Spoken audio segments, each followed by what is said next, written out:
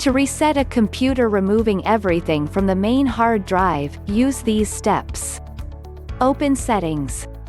Click on Update and Security. Click on Recovery.